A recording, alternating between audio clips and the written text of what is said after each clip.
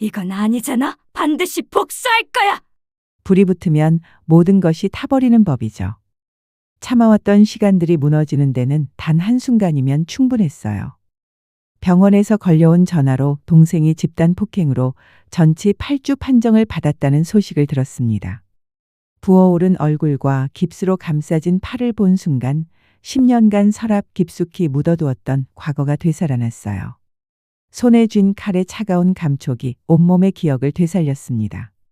오래된 재킷 주머니에서 꺼낸 담배에 불을 붙이니 3년간 끊어온 시간이 무색하게 연기와 함께 과거의 제가 돌아왔어요. 학교 정문 앞에 서서 담배를 땅에 비벼 끄며 마지막 연기를 내뿜었습니다. 주머니 속 칼의 묵직한 무게가 복수의 결심을 더욱 단단하게 해주었어요.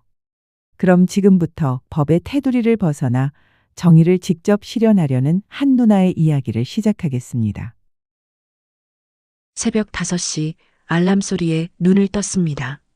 아직도 어둠이 가시지 않은 방 안에서 저는 잠시 천장을 바라보았어요.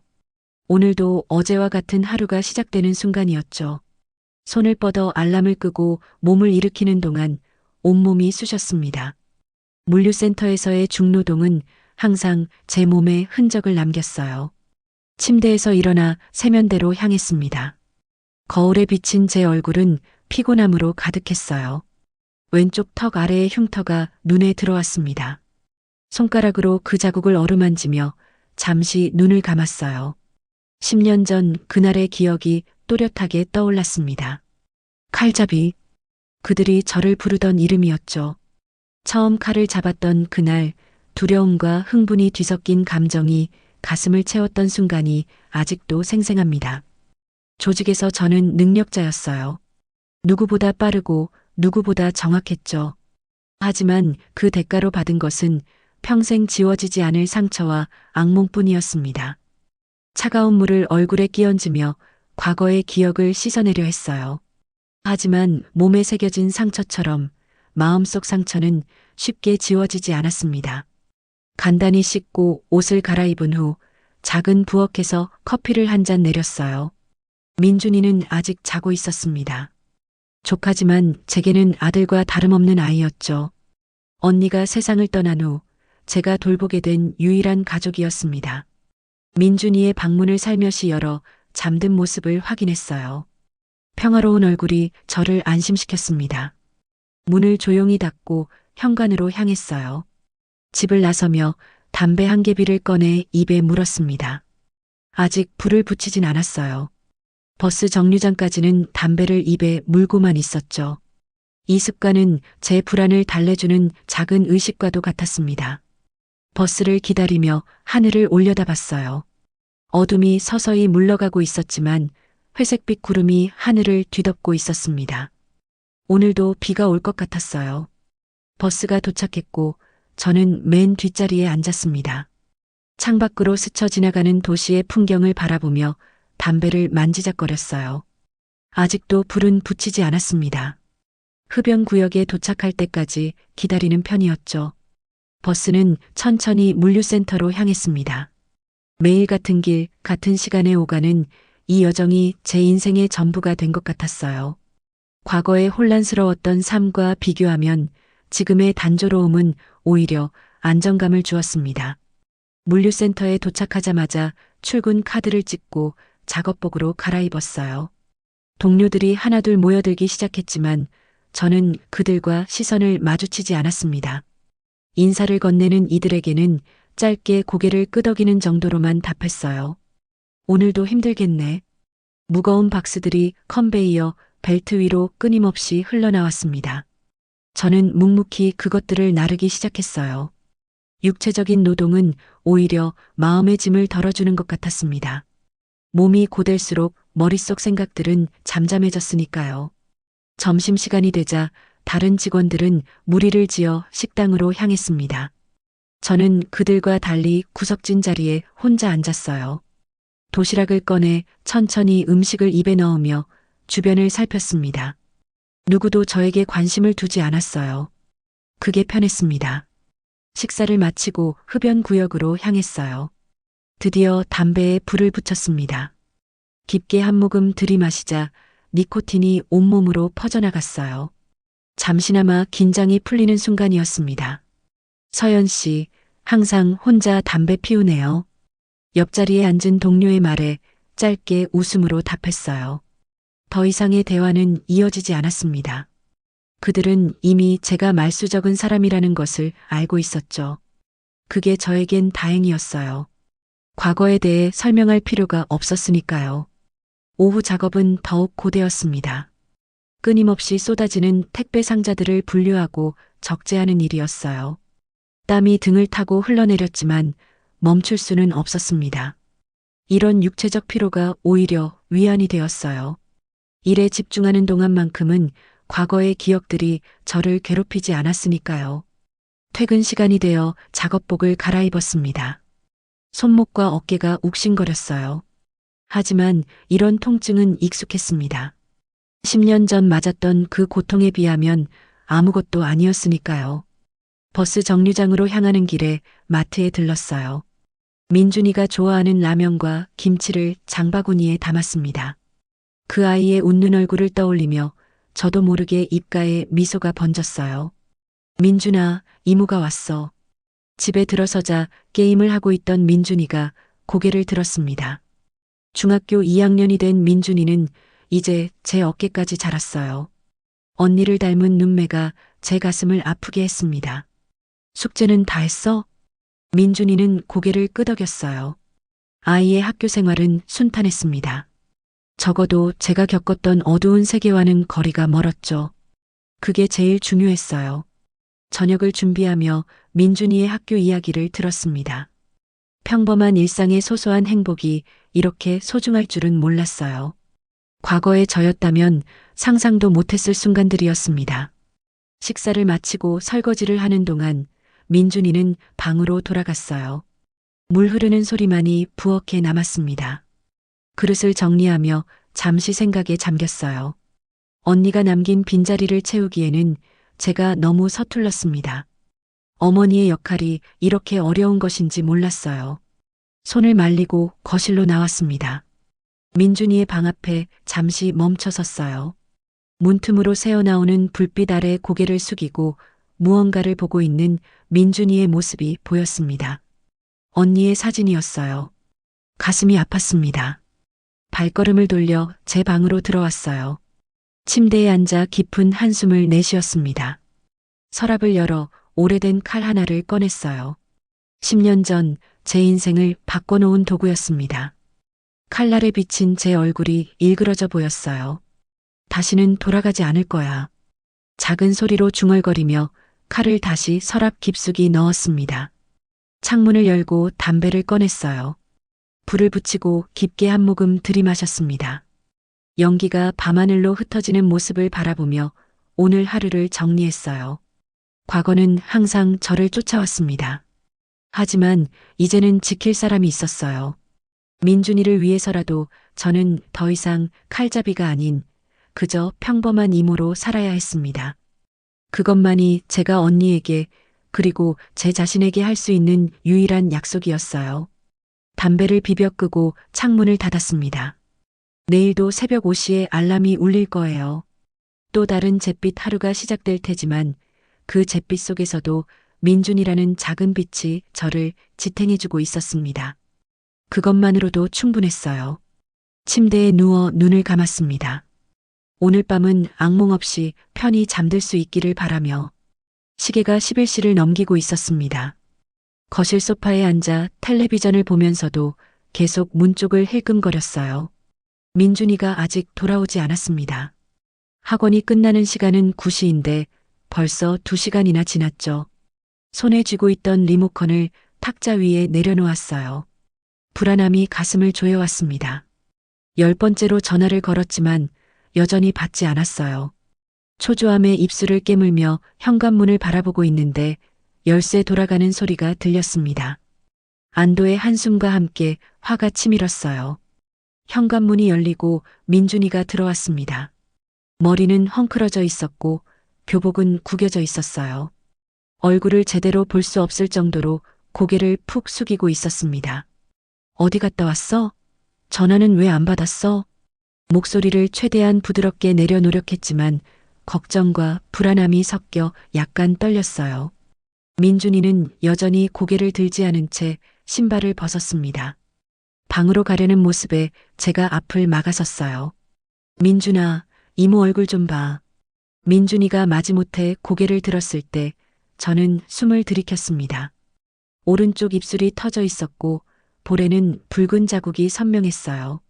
순간 온몸에 전율이 일었습니다. 10년 전 처음 맞았을 때의 기억이 떠올랐어요. 민준이는 어색하게 웃으며 손으로 입술을 가렸습니다. 농구하다 다쳤다는 말을 꺼냈어요. 하지만 그 눈빛에서 거짓말의 흔적을 읽을 수 있었습니다. 10년간 폭력의 세계에서 살았던 저에게 그런 상처의 의미는 너무나 분명했어요. 침착함을 유지하려 했지만 손이 미세하게 떨리는 것을 느꼈습니다. 민준이의 어깨는 평소보다 움츠러들어 있었고 눈빛은 불안하게 흔들렸어요. 이건 단순한 사고가 아니었습니다. 민준이를 욕실로 데려가 상처를 소독했어요. 아픈데도 소리 한 번 내지 않는 모습이 마음을 아프게 했습니다. 어린 나이에 이미 아픔을 참는 법을 배웠나 봐요. 마치 과거의 제 모습을 보는 것 같았습니다. 다음에는 바로 전화해. 걱정했어. 소독을 마치고 민준이에게 말했어요. 그저 고개만 끄덕일 뿐 더 이상의 이야기는 없었습니다. 방으로 들어가는 민준이의 뒷모습을 바라보며 가슴이 무거워졌어요. 무언가 잘못되고 있다는 예감이 들었습니다. 그날 밤 담배를 물고 창가에 서서 오랜 시간 생각에 잠겼어요. 불은 붙이지 않았습니다. 금연 3년째였지만 습관처럼 담배를 입에 물고 있는 것만으로도 마음이 진정되곤 했어요. 민준이에게 무슨 일이 있는 걸까요? 누군가 괴롭히고 있는 걸까요? 질문들이 머릿속을 맴돌았습니다. 다음 날 아침 민준이는 평소보다 일찍 일어나 서둘러 집을 나섰어요. 등굣길에 함께 가자는 제 말을 거절했습니다. 그 모습을 지켜보며 더욱 의심이 커졌어요. 출근을 준비하면서도 계속 민준이 생각이 났습니다. 오늘은 물류센터에 늦게 들어가기로 했어요. 민준이의 방을 확인해 봐야 했습니다. 이건 사생활 침해일 수도 있지만 무슨 일이 있는지 알아야 했어요. 민준이의 방문을 열었습니다. 평소와 다름없이 깔끔하게 정돈되어 있었어요. 책상 위에는 학교 교과서들이 가지런히 놓여 있었고 침대는 말끔하게 정리되어 있었습니다. 겉으로 보기엔 모든 것이 정상적이었어요. 그러나 직감이 무언가를 찾으라고 말했습니다. 책상 서랍을 열어보았어요. 공책과 필기구들 사이에서 접힌 종이 몇 장을 발견했습니다. 심장이 빠르게 뛰기 시작했어요. 첫 번째 쪽지를 펼쳤습니다. 내일 돈 안 가져오면 죽는다. 거친 글씨체로 쓰여진 협박 문구에 온몸에 전율이 일었어요. 두 번째 쪽지에는 누나한테 말하면 끝이다. 라는 내용이 적혀 있었습니다. 손이 떨렸어요. 쪽지들을 주머니에 넣고 방을 나왔습니다. 가슴이 답답해 숨이 제대로 쉬어지지 않았어요. 거실로 나와 소파에 털썩 앉았습니다. 현실감이 없었어요. 민준이가 학교 폭력의 피해자라니. 담배를 꺼내 입에 물었습니다. 불을 붙이고 싶은 충동이 강하게 일었어요. 하지만 민준이와의 약속을 지키기 위해 담배만 입에 문 채 심호흡을 반복했습니다. 분노를 억누르는 것이 점점 어려워졌어요. 학교에 전화를 걸었습니다. 담임교사와 통화를 요청했어요. 몇 분 후 건조한 남성의 목소리가 들렸습니다. 민준이의 상황에 대해 물었지만 돌아온 대답은 아무 문제 없습니다라는 기계적인 말뿐이었어요. 학교에서 괴롭힘을 당하고 있는 것 같아요.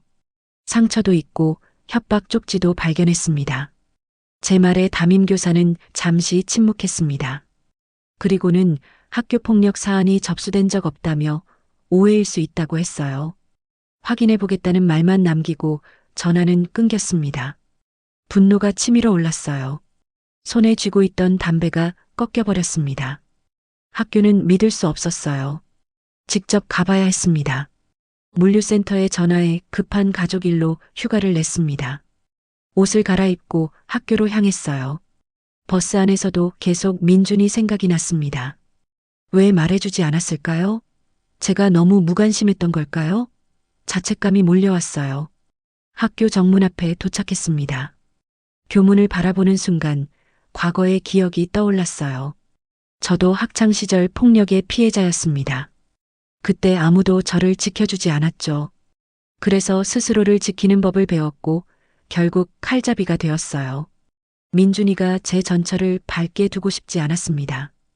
교무실로 향하는 복도를 걸으며 심장이 빠르게 뛰었어요. 담임교사를 만나 이야기를 나눌 예정이었습니다. 하지만 그 전에 민준이를 먼저 찾고 싶었어요. 운동장 쪽으로 시선을 돌렸습니다. 체육 수업 중인 학생들 사이에서 민준이를 찾았어요.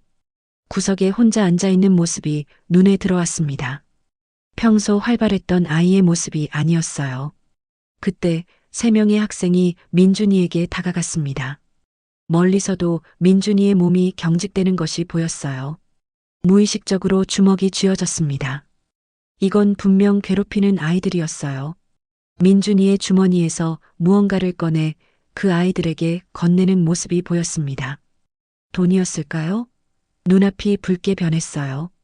10년간 억눌러왔던 분노가 천천히 표면으로 올라오는 것을 느꼈습니다. 교문 안으로 들어섰어요. 담배를 버리고 심호흡을 했습니다. 차분해져야 했어요. 감정에 휩쓸리면 상황을 더 악화시킬 뿐이었습니다. 민준이를 위해서 제가 할 수 있는 최선의 방법을 찾아야 했어요. 교무실로 발걸음을 옮겼습니다. 담임교사를 만나 정확한 상황을 파악하는 것이 먼저였어요. 그리고 민준이와 진지하게 대화를 나눠야 했습니다. 더 이상 침묵할 수 없었어요. 이제 행동해야 할 때였습니다. 문득 서랍 깊숙이 숨겨둔 칼이 떠올랐습니다. 잠시 멈춰서서 스스로에게 다짐했어요. 과거의 방식으로 문제를 해결하지 않겠다고. 하지만 민준이를 지키기 위해서라면 어떤 일도 할 수 있을 것 같았습니다. 교무실 문 앞에 섰습니다. 심호흡을 한 후 문을 두드렸어요. 이제 시작이었습니다. 민준이를 위한, 그리고 어쩌면 제 자신을 위한 싸움의 시작이었습니다. 교무실 문 앞에서 잠시 멈춰 섰습니다. 손가락으로 왼쪽 턱 아래 흉터를 무의식적으로 만졌어요. 심호흡을 한 번 하고 문을 두드렸습니다. 교무실 안으로 들어서자 선생님들의 시선이 일제히 저를 향했어요. 방문객이 드문가 봅니다. 담임교사를 찾는다고 말하자 구석에 앉아있는 30대 중반의 남자가 고개를 들었습니다. 담임교사 유태민은 예상보다 젊었어요. 민준이의 상황을 이야기하기 위해 왔다고 하자 그의 표정이 미묘하게 변했습니다. 불편함이 역력했어요. 회의실로 자리를 옮겼습니다. 밀폐된 공간에서 그의 불안한 몸짓이 더욱 두드러졌어요. 책상 위에서 손가락을 꼼지락거리는 모습을 보며 확신이 들었습니다. 무언가를 숨기고 있었어요. 민준이가 학교 폭력을 당하고 있다는 증거를 보여주자 태민은 시선을 회피했습니다. 학교에서 최선을 다하고 있다는 말만 반복했어요. 하지만 그 목소리에서 떨림이 느껴졌습니다. 학교 안에 뭔가 있었어요. 그가 말하지 못하는 무언가가. 면담을 마치고 나오는 길, 복도에서 충격적인 장면을 목격했습니다. 젊은 여교사가 교실 앞에 서 있었고 3명의 학생이 그녀를 둘러싸고 있었어요. 언뜻 보기에는 평범한 대화 같았지만 제 눈에는 달랐습니다. 교사의 창백한 얼굴, 떨리는 입술, 그리고 학생들의 위협적인 자세. 10년간 폭력의 세계에서 살았던 저에게는 너무나 익숙한 장면이었어요. 권력 관계가 뒤집힌 모습. 한 학생이 여교사의 어깨를 툭 치고 지나갔습니다. 그 순간 교사의 눈에서 공포가 번쩍였어요. 하지만 아무 말도 하지 못했습니다. 그저 고개를 숙인 채 교실로 들어갔어요. 이 학교에서는 교사도 학생들에게 굴복하고 있었습니다. 비정상적인 상황이었어요. 발걸음을 돌려 학교를 둘러보기 시작했습니다. 오랜 습관이 되살아났어요. CCTV 위치를 확인하고 사각지대를 파악했습니다. 비상구와 탈출로를 머릿속에 그리고 주변 환경을 꼼꼼히 살폈어요. 과거의 본능이 되살아난 것 같았습니다. 아이들의 웃음소리와 발자국 소리가 복도를 채웠지만 제 귀에는 다른 소리가 들렸어요. 숨겨진 위협의 소리, 교실 뒤에 숨겨진 공포의 소리. 민준이는 매일 이런 곳에 오고 있었던 겁니다. 가슴이 아팠어요. 학생 명단을 확인했습니다. 협박 쪽지에서 본 이름 승우를 찾았어요. 안승우. 민준이와 같은 반이었습니다. 체육 시간이 곧 시작된다는 정보도 얻었어요. 운동장으로 향했습니다. 체육복으로 갈아입는 학생들 사이에서 민준이를 발견했습니다. 구석에서 혼자 체육복을 입고 있었어요. 그 모습이 마음을 아프게 했습니다. 10년 전 저의 모습과 겹쳤어요. 민준이를 괴롭히는 아이들도 눈에 들어왔습니다. 3명의 남학생, 그중 가장 키가 큰 아이가 한승우일 것이라 짐작했어요. 그들의 행동 패턴을 관찰했습니다. 예상대로 승우가 리더였고 나머지 둘은 그의 꽁무니를 쫓는 추종자들이었어요. 체육 시간이 끝나고 학생들이 흩어지기 시작했습니다. 승우가 체육 창고 쪽으로 향하는 것을 보았어요. 혼자였습니다. 기회였습니다. 아무도 모르게 그를 따라갔어요. 체육 창고 안은 어두웠습니다. 승우는 공을 정리하고 있었어요. 제가 들어온 소리에 뒤를 돌아봤습니다. 낯선 어른을 보고 잠시 당황한 기색이었어요. 조용히 문을 닫았습니다. 승우의 눈에 경계심이 떠올랐어요. 민준이를 괴롭히는 것에 대해 직접적으로 물었습니다. 처음에는 모르는 척했지만 제 시선이 점점 차가워지자 그의 얼굴에도 변화가 일었어요. 두려움과 동시에 도전적인 표정이 교차했습니다. 무서운 어른이 아니라는 걸 깨달았는지 점점 오만한 태도를 보였어요. 그 순간 제 안에 있던 무언가가 깨어났습니다. 10년 동안 억눌러온 그 무언가가 한 걸음 다가갔어요. 승우의 얼굴이 창백해졌습니다. 무슨 일이 있었는지는 말하지 않겠습니다. 다만 체육 창고를 나올 때 승우의 표정은 완전히 달라져 있었어요. 두려움이 가득했습니다. 위협이 무엇인지 본능적으로 느낀 것 같았어요. 민준이를 더 이상 괴롭히지 않겠다는 약속을 받아냈습니다. 학교를 나서는 순간 휴대폰이 울렸습니다. 발신자 표시가 없었어요. 망설이다 전화를 받았습니다. 듣자마자 심장이 멎는 것 같았어요. 10년 만에 듣는 그 목소리. 박진호. 전직 조직 선배였습니다. 또 칼을 들었냐는 그의 질문에 온몸에 전율이 일었어요. 어떻게 알았을까요? 나를 감시하고 있었던 걸까요? 아니면 학교에 그의 사람이 있는 걸까요? 그는 30분 후 만나자고 했습니다. 장소는 우리가 자주 갔던 낡은 카페였어요. 버스에 올라 창밖을 바라보며 진호에 대해 생각했습니다. 그는 저를 조직에 데려온 사람이었어요. 언니가 세상을 떠난 후 홀로 민준이를 키우던 제게 손을 내밀었습니다. 돈이 필요했고 그는 쉬운 일을 제안했어요. 그렇게 시작된 칼잡이의 생활. 카페에 도착했습니다.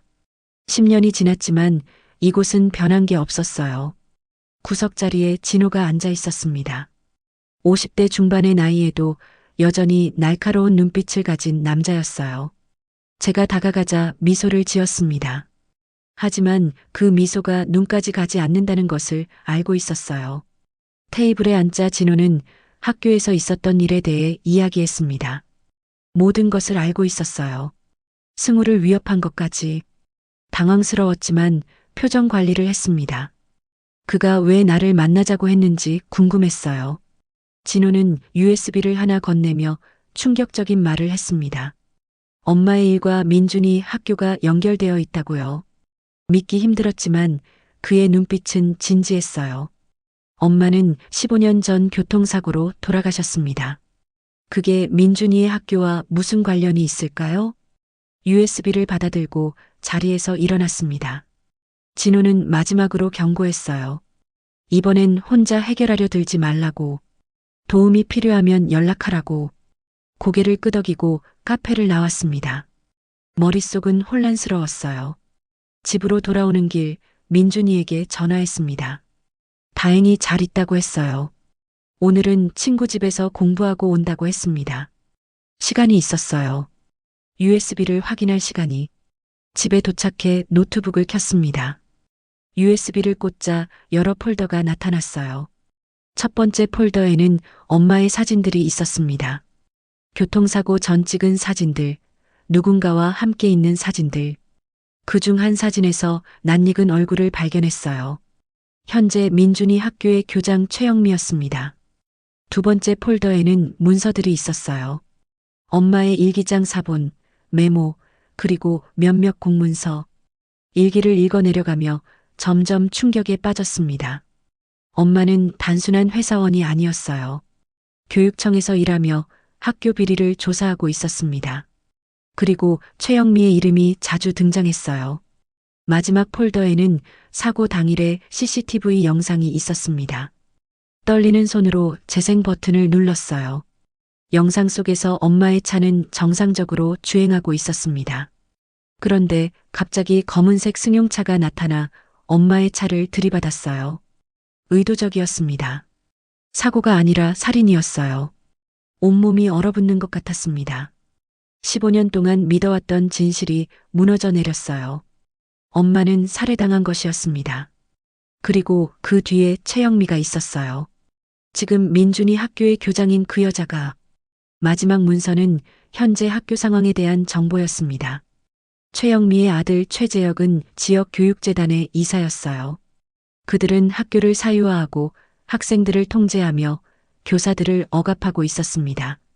더 큰 교육 마피아의 일부였어요.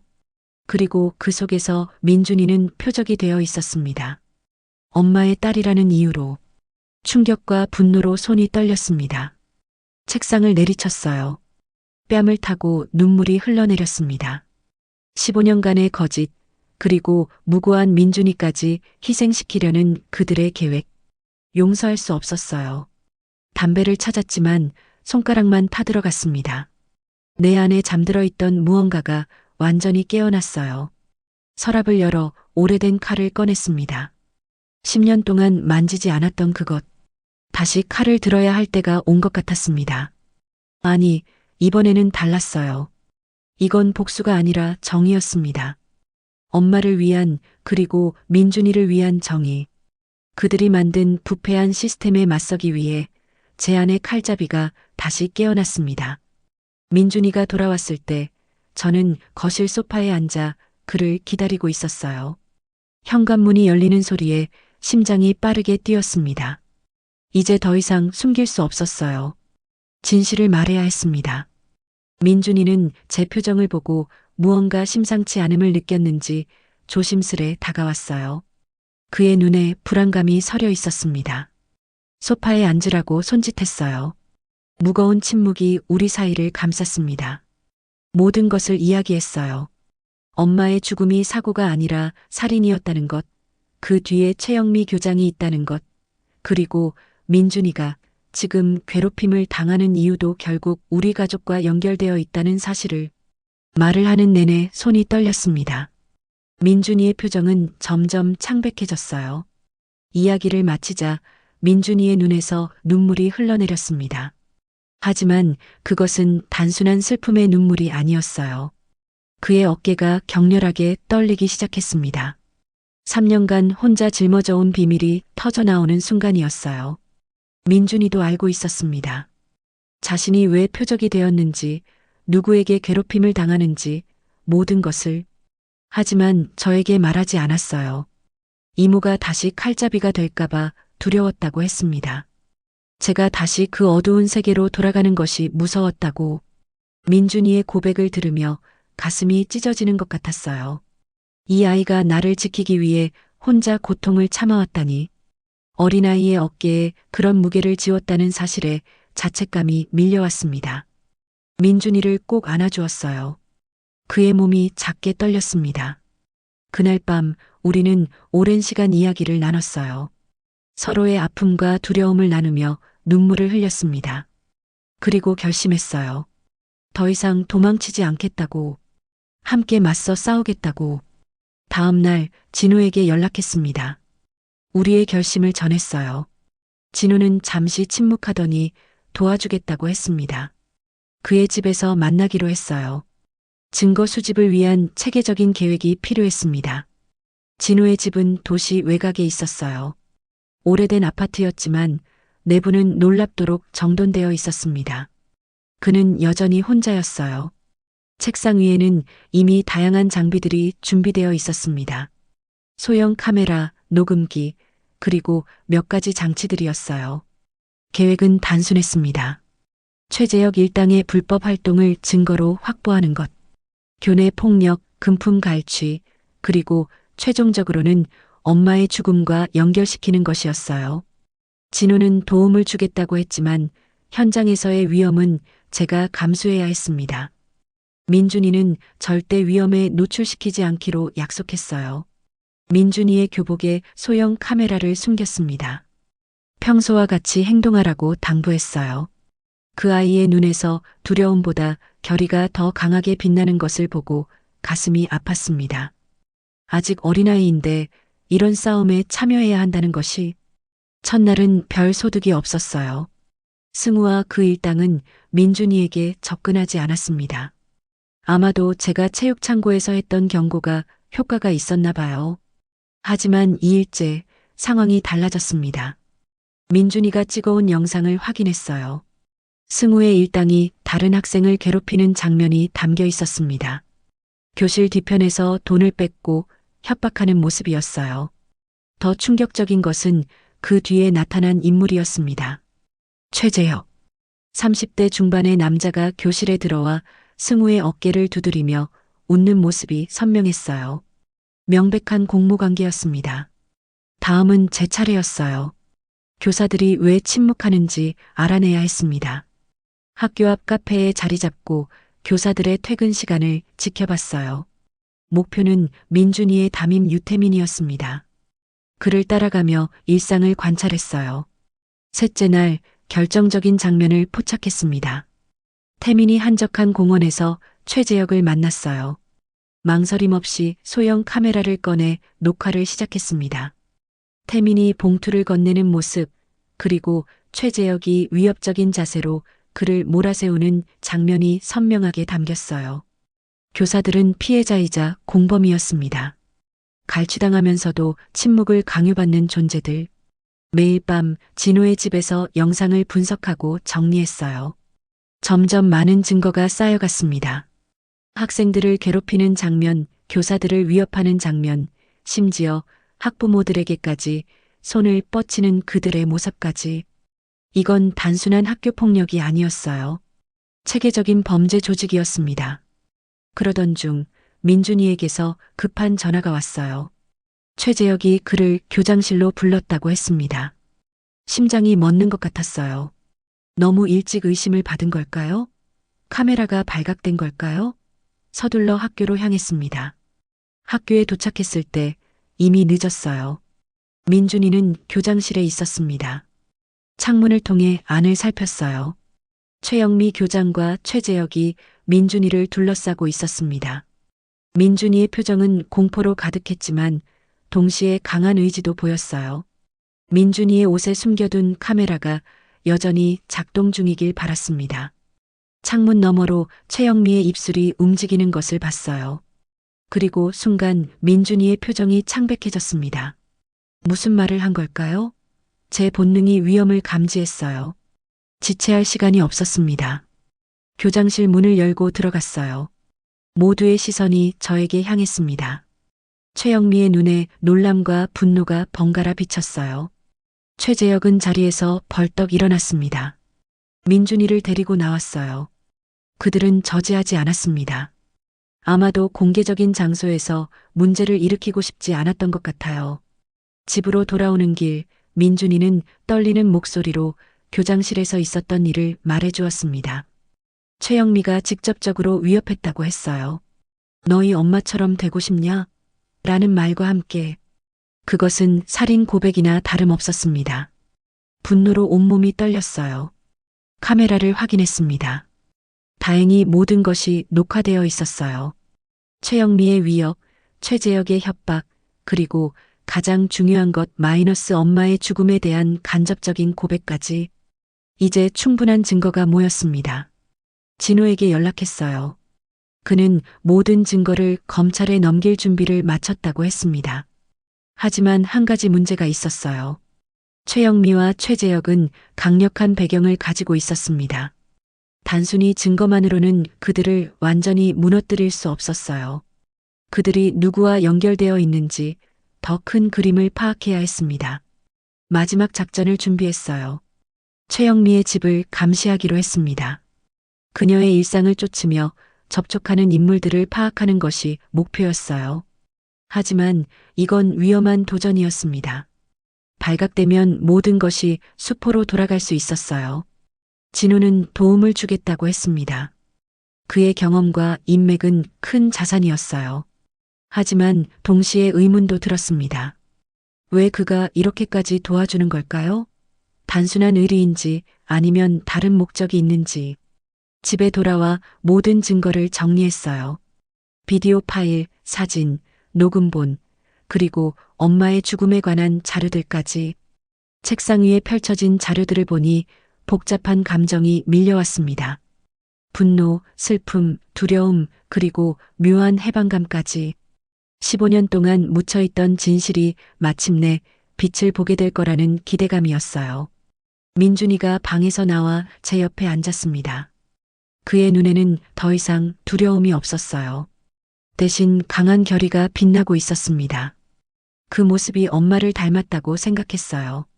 똑같은 굳은 의지, 똑같은 용기.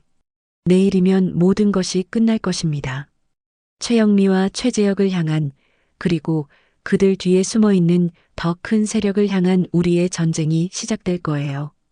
이번에는 칼이 아닌 진실로 싸울 것입니다.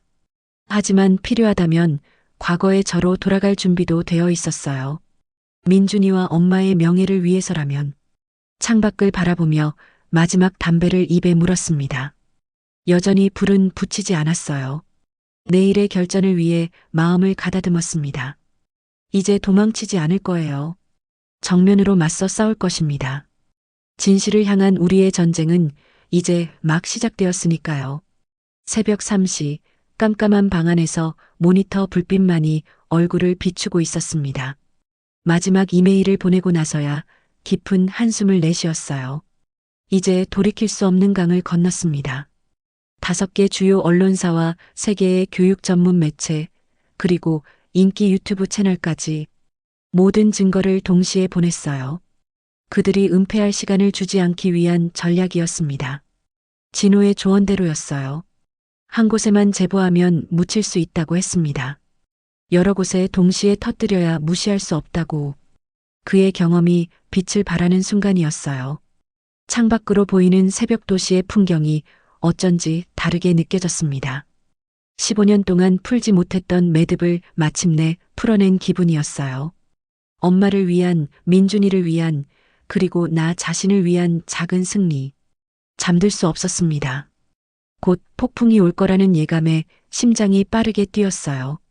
담배를 입에 물었지만 여전히 불은 붙이지 않았습니다. 오랜 습관이었죠. 민준이의 방을 살짝 열어 확인했어요. 평화롭게 자고 있었습니다. 앞으로 그 아이의 표정에서 두려움이 사라질 거라고 생각하니 가슴이 따뜻해졌어요. 아침이 밝았습니다. 평소처럼 물류센터로 출근했어요. 정상적인 일상을 유지하는 것이 중요했습니다. 휴대폰을 계속 확인했지만 아직 뉴스는 터지지 않았어요. 어쩌면 무시당한 걸까 하는 불안감이 스멀스멀 올라왔습니다. 점심시간 직원 휴게실의 텔레비전에서 속보 자막이 흘러나왔어요. 심장이 멎는 듯 했습니다. 화면에는 민준이 학교 정문이 비춰졌고 기자들이 몰려 있었어요. 제목은 충격적이었습니다. 교육 마피아의 실체 마이너스 학교 폭력과 15년 전 살인 사건의 연결고리. 동료들이 흥미롭게 뉴스를 지켜보는 동안 저는 숨을 죽이고 있었어요. 내 손에서 시작된 폭풍이 이제 몰아치기 시작했습니다. 최영미의 사진이 화면에 나타났을 때 손에 쥐고 있던 물병을 무의식적으로 꽉 쥐었어요. 15년 동안 묻어두었던 분노가 다시 치밀어 올랐습니다. 뉴스에서는 제보자의 신원을 밝히지 않았어요. 하지만 언젠가는 알려질 거라는 것을 알고 있었습니다. 그 순간을 위해 준비해야 했어요. 민준이에게 전화를 걸었습니다. 학교는 이미 아수라장이 되어 있었어요. 수업은 중단되었고 학생들은 집으로 돌려보내졌다고 했습니다. 물류센터 관리자에게 가족 응급 상황이라고 말하고 퇴근했어요. 학교로 향하는 버스 안에서도 계속해서 뉴스를 확인했습니다. 상황은 예상보다 더 빠르게 확산되고 있었어요. SNS에서는 해시태그 정의를 위한 싸움 해시태그가 트렌드에 올라 있었고 사람들은 최영미와 최재혁을 규탄하고 있었습니다. 학교 근처에 도착했을 때 이미 언론사 밴이 줄지어 서 있었어요. 기자들이 학부모와 학생들을 인터뷰하고 있었습니다. 민준이를 찾는 것이 급선무였어요. 그 아이가 혼자 이 혼란을 감당하게 하고 싶지 않았습니다. 민준이는 학교 뒤편 공원에서 기다리고 있었어요. 그 아이를 발견하자마자 뛰어가 안아주었습니다. 민준이의 표정은 복잡했어요. 두려움과 안도감, 그리고 어떤 확신이 뒤섞여 있었습니다. 집으로 돌아오는 길, 휴대폰은 쉴 새 없이 울렸어요. 여러 매체에서 인터뷰를 요청하는 메시지였습니다. 하지만 지금은 민준이와 함께 있는 것이 더 중요했어요. 모든 연락을 무시하고 집으로 향했습니다. 저녁 뉴스는 이 사건을 대대적으로 다루고 있었어요. 교육청은 즉각적인 조치를 발표했습니다. 최영민은 즉시 해임되었고 학교에 대한 전면 감사가 시작될 예정이라고 했어요. 검찰은 15년 전 교통사고를 재조사하겠다고 밝혔습니다. 정의의 바퀴가 마침내 돌아가기 시작한 것이었어요. 그날 밤 진우에게서 전화가 왔습니다. 그는 최재혁이 출국을 시도하다 공항에서 체포되었다는 소식을 전했어요. 가의 학생들도 전학 조치되었고 방조한 교사들은 징계위원회에 회부되었다고 했습니다. 모든 것이 예상보다 빠르게 진행되고 있었어요. 며칠 동안 폭풍은 계속되었습니다. 매일 새로운 증언과 증거가 쏟아져 나왔어요. 다른 학교에서도 비슷한 사례가 제보되기 시작했습니다. 작은 돌멩이 하나가 커다란 눈사태를 일으킨 것 같았어요. 교육 마피아의 실체가 서서히 드러나고 있었습니다. 일주일 후 민준이의 학교에 새 교장이 부임했어요.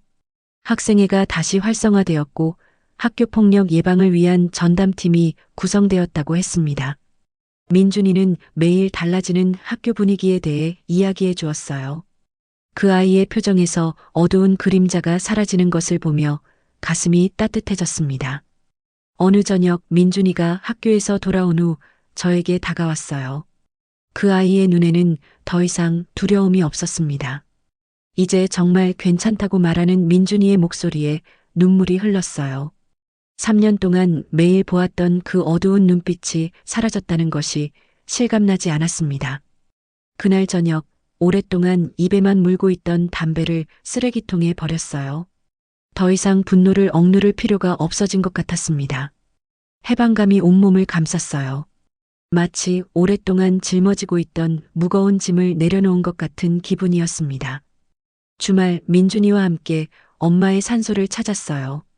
15년 만에 처음으로 가벼운 마음으로 방문할 수 있었습니다. 묘비 앞에 무릎을 꿇고 조용히 이야기했어요.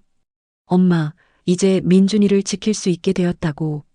그리고 마침내 진실을 밝혀냈다고. 민준이도 할머니에게 많은 이야기를 했을 거예요. 말없이 묘비를 어루만지는 그 아이의 눈에서 평화를 볼 수 있었습니다. 오랜 시간 우리를 짓눌렀던 그림자가 마침내 거친 것 같았어요. 집으로 돌아오는 길 민준이가 처음으로 미래에 대해 이야기했습니다. 변호사가 되고 싶다고, 약자를 돕는 사람이 되고 싶다고. 그 말을 들으며 가슴이 벅차올랐어요. 엄마가 살아계셨다면 얼마나 자랑스러워 하셨을까 하는 생각이 들었습니다. 다음 주 월요일 평소처럼 물류센터로 출근했어요. 하지만 이제 모든 것이 달랐습니다. 더 이상 과거의 그림자에 쫓기는 기분이 아니었어요. 동료들과도 조금씩 대화를 나누기 시작했습니다. 점심시간에 혼자 구석에 앉지 않고 함께 식사를 했어요. 작은 변화였지만 제게는 큰 의미가 있었습니다. 저녁에 집에 돌아오면 민준이와 함께 저녁을 준비했어요. 텔레비전을 보며 웃고 학교 이야기를 나누고 가끔은 진로에 대해 진지한 대화를 나누기도 했습니다. 평범한 일상이었지만 이전과는 달리 소중함을 느낄 수 있었어요. 한 달 후 검찰에서 연락이 왔습니다. 최영미와 최재혁에 대한 기소가 확정되었다고 했어요. 15년 전 엄마의 죽음도 살인 사건으로 재수사 중이라고 했습니다. 정의가 비록 늦게나마 실현되고 있었어요. 진호도 가끔 연락을 했습니다. 그는 이 사건을 계기로 교육 비리를 전문적으로 파헤치는 일을 시작했다고 했어요. 우리의 경험이 다른 피해자들을 돕는 데 쓰이고 있다는 사실이 위안이 되었습니다. 어느 날 저녁 민준이와 함께 새 아파트를 보러 갔어요. 물류센터에서의 성실한 근무로 작은 보너스를 받았고 그동안 모아둔 돈으로 더 나은 환경으로 이사할 여유가 생겼습니다. 민준이의 눈이 기대감으로 반짝였어요. 새 집은 햇빛이 잘 들어오는 곳이었습니다. 민준이의 방은 조금 더 넓었고 책상 앞에는 큰 창문이 있었어요. 학교와도 더 가까워서 통학 시간도 줄어들 것 같았습니다. 작은 변화였지만 우리의 새 출발을 상징하는 것 같았어요. 이사하는 날 오래된 서랍 속 깊숙이 숨겨두었던 칼을 꺼냈습니다. 10년 동안 간직해온 과거의 흔적이었어요. 잠시 망설이다가 버리기로 결심했습니다. 더 이상 칼잡이가 아닌 그저 민준이의 이모로 살고 싶었어요. 새 집에서의 첫날 밤 민준이와 함께 베란다에 앉아 별을 바라봤습니다. 그 아이의 손을 잡으며 생각했어요. 우리는 이제 진정한 가족이 되었구나. 엄마가 바라던 대로 서로를 지키며 살아가는 평범하지만 소중한 가족. 창밖으로 보이는 도시의 불빛이 별처럼 빛났습니다. 그 빛 속에서 새로운 시작을 느꼈어요. 과거의 그림자는 여전히 존재하지만 이제 그것이 우리를 정의하지 않았습니다. 앞으로 나아갈 힘이 생겼어요. 민준이와 함께 조금씩 천천히 하지만 확실하게 잿빛 일상이 이제 다양한 색으로 채워지기 시작했습니다. 그리고 그 변화의 시작점에는 민준이의 용기와 엄마의 희생, 그리고 진실을 향한 우리의 작은 싸움이 있었어요. 이제 우리는 정의의 무게를 알았고 그 무게를 견디며 앞으로 나아갈 준비가 되어 있었습니다.